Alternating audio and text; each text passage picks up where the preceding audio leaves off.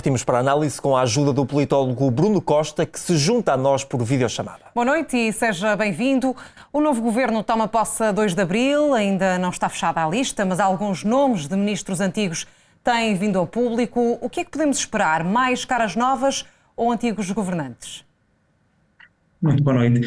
Sem dúvida que este é um grande desafio para Luís Montenegro, porque de facto, tendo em conta a instabilidade presente e tendo em conta eventualmente também a dificuldade de fazer passar a legislação com este Parlamento e com esta maioria contrária à AD, será necessário aqui fazer algumas opções relativamente à governabilidade. E a experiência prévia no exercício destas funções poderá ser um critério decisivo na escolha de novos ministros, tendo em conta que de facto não há muito tempo para estes novos representantes se adaptarem ao tipo de trabalho normal de um governo e, portanto, escolher nomes com experiência prévia de executivo poderá ter essa vantagem. A grande desvantagem é, obviamente, se o conjunto de caras for um conjunto de caras de outros governos ou já com uma vasta experiência política, à vista do eleitorado, nós poderemos estar aqui a ter uma revisão de outros governos, uma revisão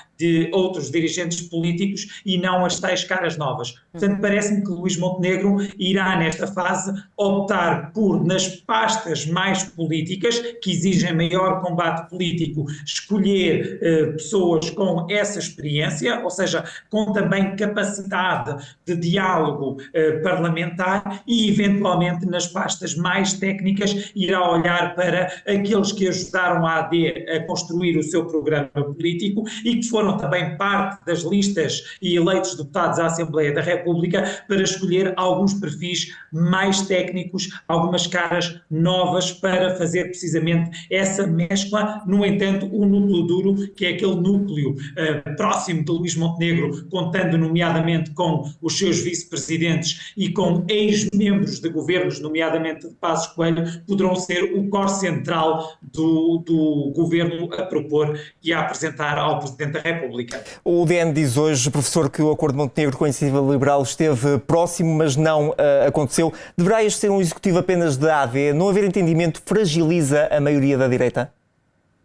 Sim, quando foi avançada a possibilidade dessa notícia, eu publicamente também referi que seria muito estranho que a AD avançasse com um governo com a Iniciativa Liberal, essencialmente por dois motivos. Do meu ponto de vista, não há aqui um ganho evidente desta junção, porque de facto o número de deputados continua a ser diminuto para aprovar qualquer legislação e, portanto, a Iniciativa Liberal não conseguiria impor ou pelo menos recomendar de uma forma efetiva um conjunto de propostas políticas, portanto não conseguiria aplicar o seu programa político e, por outro lado, a entrada da Iniciativa Liberal causaria também algum embaraço à própria AD, uma vez que o outro parceiro principal da coligação, o CDS-PP, que esteve desde o início nesta corrida, veria um partido que recusou fazer parte da coligação ter uma representação superior ou maior no governo. Como é que podemos também analisar a disponibilidade de Pedro Nuno Santos, reforçada ontem, como vimos, para viabilizar um orçamento retificativo? Não o orçamento do Estado do próximo ano, mas alterações ao orçamento atual.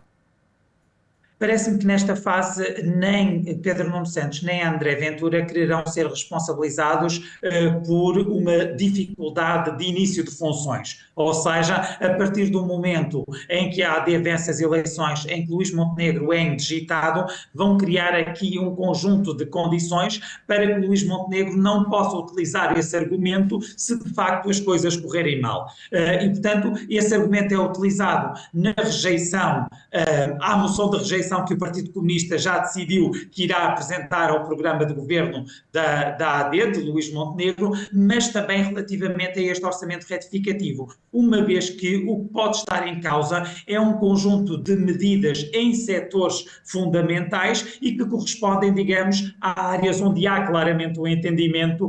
Se analisarmos os programas eleitorais prévios às eleições, há claramente um entendimento entre aquela que é a visão do Partido Socialista e a visão revisão da AD com um acréscimo. O Partido Socialista pode sempre dizer que é possível adotar estas medidas porque há um excedente orçamental, porque de facto houve aqui uma política de contas certas adotada nos últimos 8 anos por parte de António Costa e do seu governo.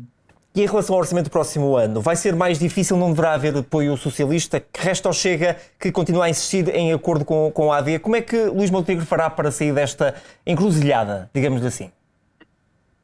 Essa é a grande questão, ou seja, nós quando falamos da ação deste governo e da estabilidade associada a este governo, temos aqui, do meu ponto de vista, 2 momentos. O primeiro são as eleições para o Parlamento Europeu já no dia 9 de junho, uma vez que um resultado curto ou uma mudança radical nos resultados eleitorais poderá ter um impacto naquilo que é a continuidade das políticas públicas nos meses seguintes. E depois o segundo momento é claramente o debate do Orçamento de Estado para 2025. E aqui Luís Montenegro, mesmo que diga o não é não, terá certamente o seu grupo parlamentar a iniciar um conjunto de negociações relativamente às medidas centrais da governabilidade, porque se não o fizer, parece-me evidente que nem o Partido Socialista nem o Chega quererão dar esse cheque em branco à governação de Luís Montenegro, uma vez que no ano seguinte o Presidente da República até perde aqui alguns poderes nos últimos 6 meses